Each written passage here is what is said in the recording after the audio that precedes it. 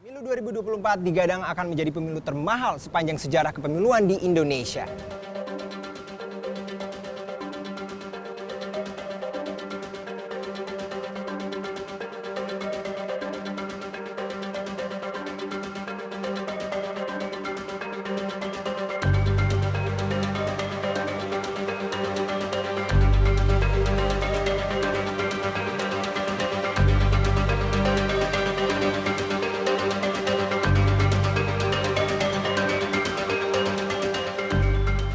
Anggaran pemilu serentak 2024 masih lebih mahal jika dibandingkan dengan total pemilu 4 kali sebelumnya. Padahal putusan Mahkamah Konstitusi pada tahun 2014 yang lalu yang merubah sistem pemilu bertahap menuju pemilu serentak, ini salah satu dalilnya adalah untuk menghemat anggaran negara. Lalu bagaimana penggunaan anggaran yang dilakukan untuk pemilu serentak pertama kali yang dilakukan pada tahun 2019 yang lalu?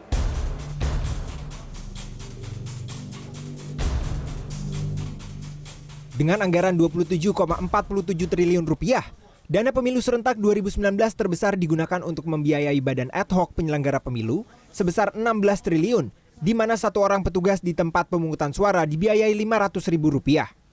Kemudian ada juga pembiayaan fasilitas kampanye calon anggota legislatif, pendidikan kepada pemilih, penyediaan dan distribusi logistik, audit dana kampanye, rekapitulasi dan penghitungan suara, hingga pemutakhiran data pemilih pemilu 2019. Namun KPU ingin berbenah dari catatan merah pada pemilu 2019 yang lalu. Ratusan petugas TPS meninggal dunia dan ribuan yang sakit karena kelelahan menjadi landasan utama mengapa anggaran pemilu 2024 meningkat 3 kali lipat. Komisioner KPU Idam Holik memastikan bahwa anggaran pemilu 2024 akan tetap difokuskan untuk membiayai badan ad hoc. Kali ini dengan persentase yang meningkat, di mana pemilu 2024 akan diikuti oleh 8,58 juta petugas TPS dengan honor yang juga meningkat mencapai 1,5 juta rupiah per orang. Kenapa terjadi peningkatan biaya yang cukup besar ya? Karena memang ini ada pembiayaan yang cukup besar untuk badan ad hoc. Total badan ad hoc yang akan kita libatkan dalam penyelenggaraan pemilu serentak 2024 itu sebanyak 8,58 juta. 8,58 juta itu dengan alokasi anggaran 34,44 triliun. Kejadian yang terjadi di tahun 2019 yang lalu itu harus menjadi perhatian kami karena kami menilai ada beban kerja yang cukup berat ya, yang mungkin berat sekali ya. Oleh karena itu kami ingin mengapresiasi kinerja badan ad hoc dengan peningkatan honorarium yang akan mereka terima.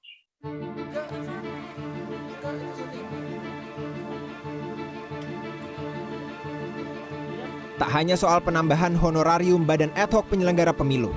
Jumlah pemilih yang naik dari 192 juta menjadi 200 juta, lalu kebutuhan alat pelindung diri terkait ancaman pandemi, hingga pembangunan infrastruktur KPU juga berimbas pada besarnya anggaran KPU. Rapat koordinasi dalam forum tripartit di tengah reses lalu memunculkan kesepakatan soal anggaran.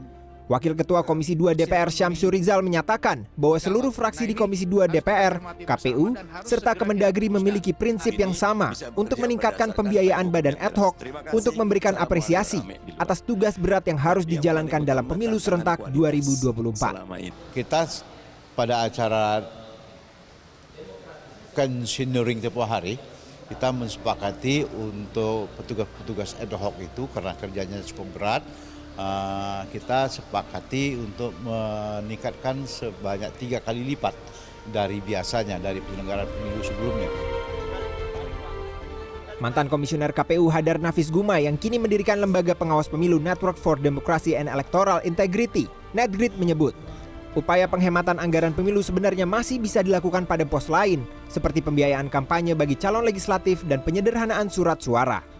Namun ia mengapresiasi langkah KPU yang menetapkan bahwa anggaran bagi petugas TPS tak boleh diganggu-gugat. Tentu, kalau kita mau upayakan maksimal lagi, penghematan itu masih bisa dilakukan di item-item atau hal-hal yang tadi sudah kita bicarakan atau saya coba angkat, saya coba contohkan gitu. Tapi catatannya jangan kurangi pada honor penyelenggara ad hoc itu. Karena itu penting sekali negara perlu lebih menghargai mereka yang punya tugas berat ini. Meski digadang akan menjadi pemilu termahal sepanjang sejarah, peningkatan honorarium sebesar 100% bagi petugas penyelenggara pemilu ini dinilai menjadi bentuk komitmen negara untuk menyelenggarakan pemilu yang efektif dan efisien. Apalagi mengingat pentingnya peran petugas TPS dalam menjaga pemilu yang bersih, jujur, dan adil. Asrion Dolu, Robin Kitt, Jakarta.